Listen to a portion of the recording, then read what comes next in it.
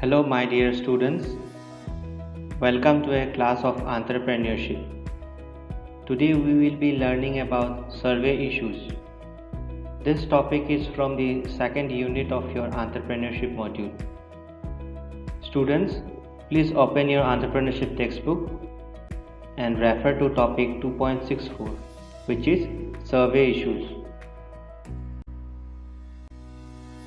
Dear students, in our previous class, we had learned few things about survey. We learned why a survey is done, what points should be kept in mind while preparing survey questions, and also that we need to analyze the data obtained from a survey to see the learnings from the survey. Students, the lesson objective for today's class is, at the end of this class, you should be able to explain the issues faced while preparing a survey form.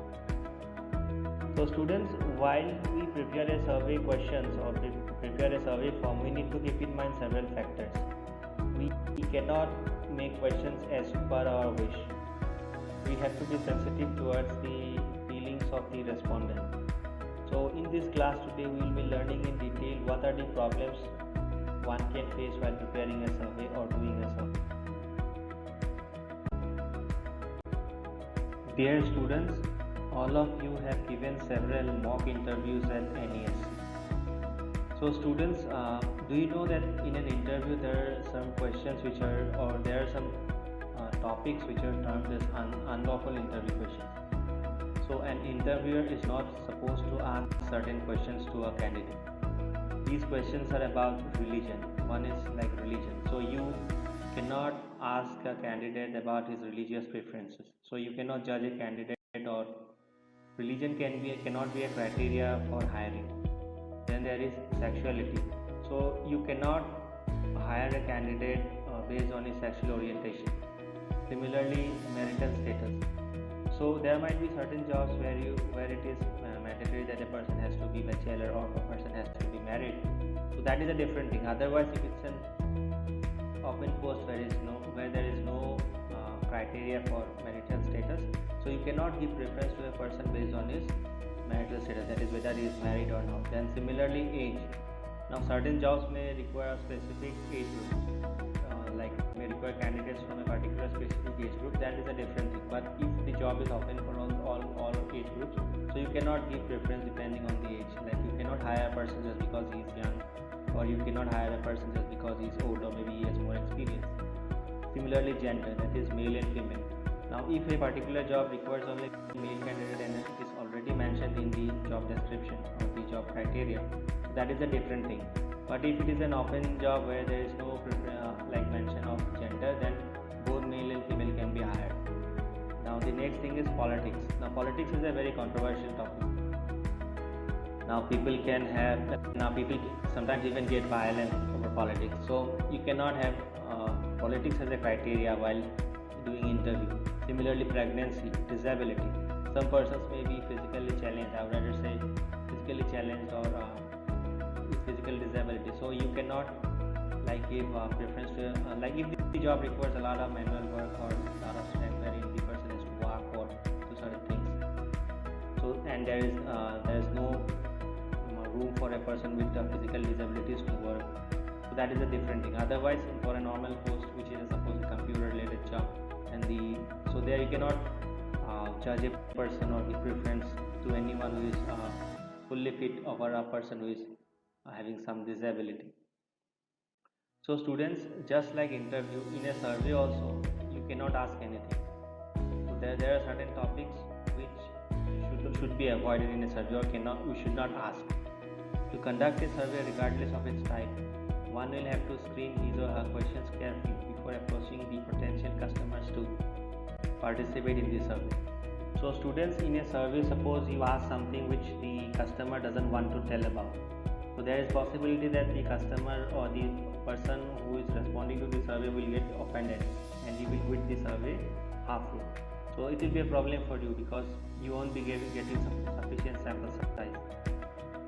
So students, in this class today we will come to know the various things which we can ask in a survey and various things which we cannot ask in a survey.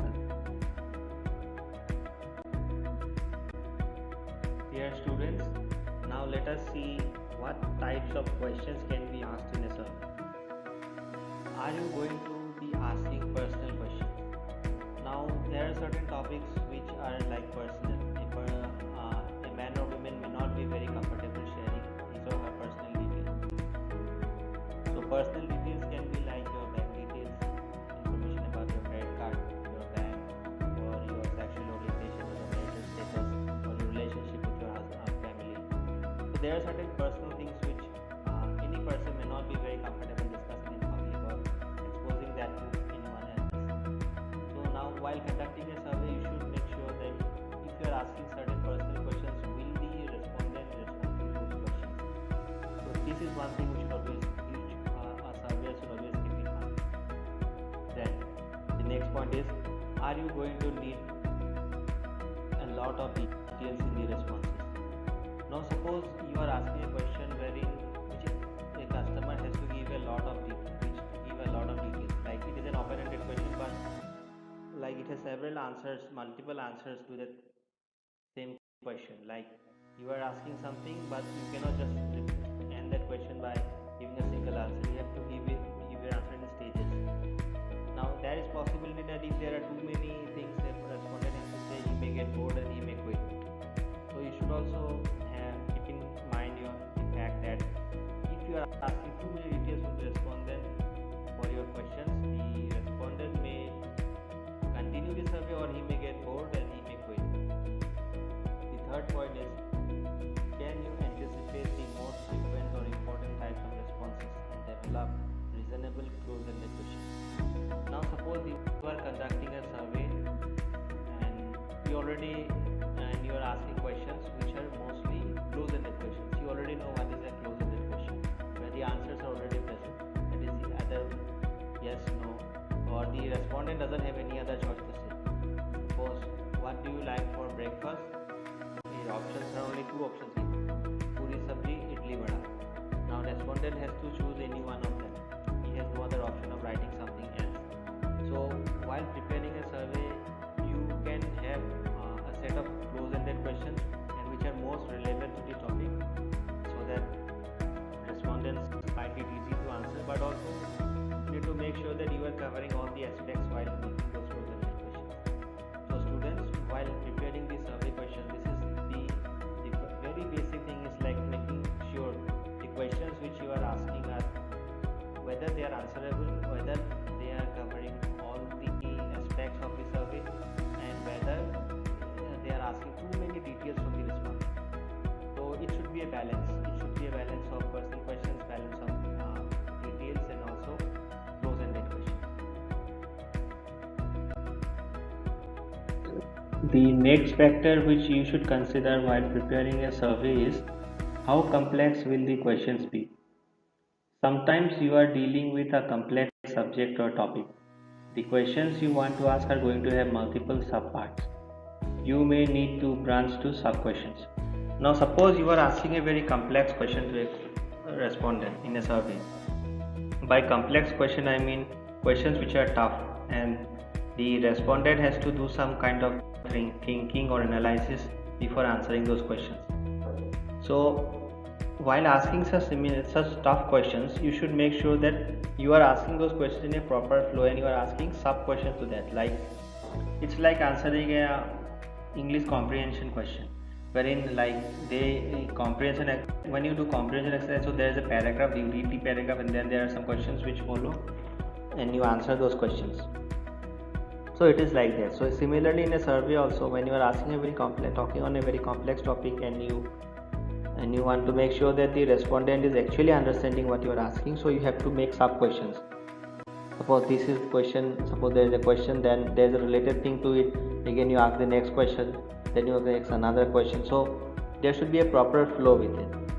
Otherwise, if you ask a very tough complex topic and just you end up with one question, so there is possibility that the respondent may not understand and then and he may not be able to answer. So ideally in a survey, I personally believe that you should avoid very complex questions.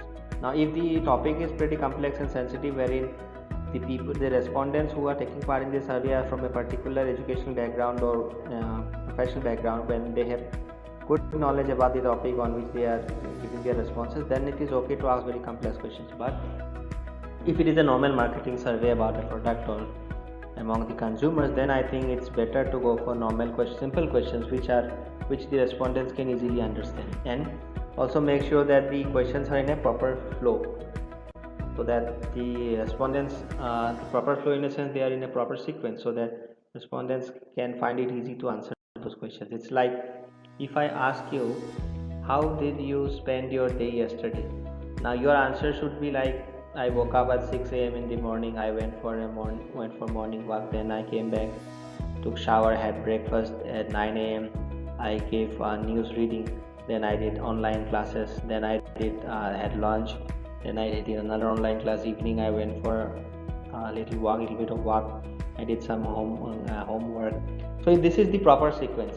Now if I ask you, how did you spend your day yesterday, and you start abruptly like, yesterday I had lunch at 2 p.m. In the morning I had done one online class. Afternoon I went to my relative's house. Yesterday I woke up at 6 a.m. in the morning. So all these things are not in a sequence. So similarly, when you are asking your survey, also you should make sure that the questions you ask are in a proper flow, so that the respondents can understand and they find it easy to respond to your survey. Is, will screening questions be needed? A screening question may be needed to determine whether the respondent is qualified to answer your question of interest. Example, age, gender, income, etc. Now students, you might be conducting survey focusing only a particular group of people. Suppose you are conducting a survey only for women. You want that only women should take part in that survey. So in that case, you will need to have a screening question or a qualifying question in the beginning of the survey, wherein you ask the gender of the respondent. Now if the gender of the respondent is female, then only she is supposed to take part in the survey. If the gender is male, he is not supposed to take part in the survey. Similarly, a screening question can be for a particular age group. Suppose you are conducting a survey for the people who are in the age group 20 to 30 years. Now people in this age group should only take part in the survey. So anyone who is below 20, that is 16, 17, 18, he or she is not supposed to take part in the survey. Similarly, anyone who is above 30, that is 31, 35, 37, they are not supposed to take part in the survey.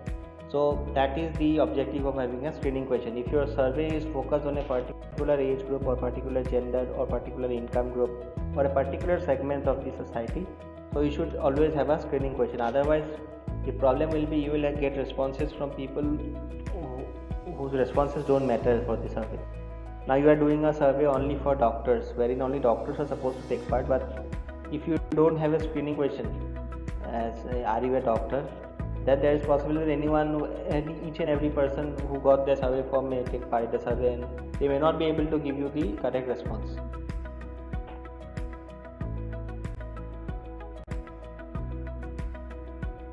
Dear students, now let us see the next factor which you need to keep in mind while preparing a survey. That is, can question sequence be controlled? Now let us understand this topic by giving an example. Now all of you have experience of watching movies in a theater, right? You book tickets and you suppose the show is from 3 p.m. You go there around 2:45 and sit in the hall, and then the show starts at 3. Imagine you have booked a ticket for a show which is at 3 p.m. but somehow you got stuck somewhere and you became late. So maybe you reached around 4:15 like that. That is already half of the movie is gone, and then you joined halfway. That is just after interval you reached. So in that case, do you think you will enjoy the movie because you don't know what happened in the initial stages? The same thing can be replicated in a survey. Then again, imagine a movie where it is very difficult to understand the story. There are certain movies where the things don't go in a sequence. I mean, something will happen, especially in suspense movies. You will see that things will happen, something here. The best example is there was a movie there is a movie of Leonardo DiCaprio, which is like, it's kind of a dream. One more movie I can name here is Matrix, wherein I still cannot understand what that movie is about. I had seen a couple of times, but I don't know the story. I couldn't understand the story. So it's a dream world wherein in that movie wherein things are happening here and there. So it is very difficult to understand. The same thing can be applied to a survey. In a survey, if the questions are not in a proper sequence, like a movie, or if the respondent is not having, and if you're starting a survey midway, that is without proper background information, if you're starting a survey, there is possibility that the respondents might not enjoy the survey and they may not be able to give you exact response. So in a survey, is your survey one where you can construct in advance a reasonable sequence of questions, or are you doing an initial exploratory study where you may need to ask lots of follow-up questions that you can't easily anticipate? That is, sometimes what happens is you are doing a survey on a topic which is wherein you have good information about the topic, so you can already make a set of questions which are in proper sequence in advance, and you can ask the respondent. That is, like, the sequence can be like you ask the respondent's age, their gender, then occupation, then income, then if he knows about this product. Suppose it's a survey about a product, have you used the product, what benefits he found, is he going to recommend the product to someone else. So there is a proper sequence or flow. But again, there can be there can be a survey wherein you are doing an exploratory survey. Exploratory survey means it's a new topic, you don't have much knowledge about it, and you are open to any concept or any idea which is coming from the people. So there might be a survey which has a lot of follow-up questions. Suppose you ask a question like, do you know about this product X? If person says yes, then he has to answer a set of 5 questions. If he says no, then he has to answer another set of 5 questions. So that is where it is an exploratory question survey. So students, while preparing your survey questions, there is possibility that you can have a set of questions which are in proper sequence, or you can have an initial exploratory survey wherein the questions you don't know what may be the exact sequence of questions, but there might be several follow-up questions. Now again, as I said, in a movie, if things are in a sequence, then people understand the movie well. Same thing is applied to a survey. Same can be applied to a survey. If all the questions are in a sequence, the people will understand, the respondents will understand the survey better, and they will be able to give you proper response. Now again, the order in which questions are presented can affect the way that people respond. Now if you are not asking questions in a proper sequence, people may give unrealistic or incorrect responses. Like suppose you asked a question. You ask, suppose, how do you like driving a car? Suppose your question number 1 is, do you like driving Baleno car? The answers are yes or no. Then you ask, the next question is, do you know driving? Now that is not a correct sequence of questions. A person who doesn't know driving obviously cannot drive a Baleno car. So your question should have been, the sequence should have been, do you know to drive? And then you ask, do you like to drive Baleno car? So that has to be sequence. So if you are not asking your questions in a proper sequence, the respondents may not be able to give you the correct answers. And also, questions in the latter half of the questionnaire are more likely to be omitted and contain fewer extreme responses. So if you ask too many questions in a survey, the respondents may get bored. Suppose you have asked 20 survey questions, there is possibility that the respondents will get bored, and the last questions they may give whatever answer they want. They may not give you accurate responses. The same thing applies to Kahoot, I guess. I don't know about you guys, but I get bored if you ask too many questions in a Kahoot game. I preferred Kahoot games to be short, then I have the interest to take part. So same thing is can be applied to a survey. If you ask too many questions in a survey, so initial set of questions the respondent is going to reply correctly, and then towards the end he is likely to get bored, and then he will give random answers. Dear students, the next factor to consider while conducting a survey is, will lengthy questions be asked? If your subject matter is complicated, you may need to give the respondent some detailed background for a question. Can you reasonably expect your respondent to sit still long enough in a phone interview to ask your question? Now students, sometimes while conducting a survey on any topic, you may need to give some background knowledge about to the respondent. Now in that case, your survey question can be little bit lengthy. Suppose you tell what happened yesterday and then you ask the survey, or you tell something about a topic and then you ask the respondent his opinion. So if the question is too lengthy, then there is possibility that the respondent may not read the entire question and he may get bored, and in that case you will just pick a random option. So while asking for a survey, you should make sure that the respondent is having enough time and he or she is not in a hurry and she is ready to give, like, dedicate certain amount of time to understand the question and then answer. Now the next point is, a subject is more likely to respond if they are involved and interested in the research topic. Now if the respondent likes the topic, or if the respondent is interested in the topic, there is possibility that he will give you honest responses, and he will even wait if the respondent to read a very lengthy question. Now for example, suppose I have no interest in music.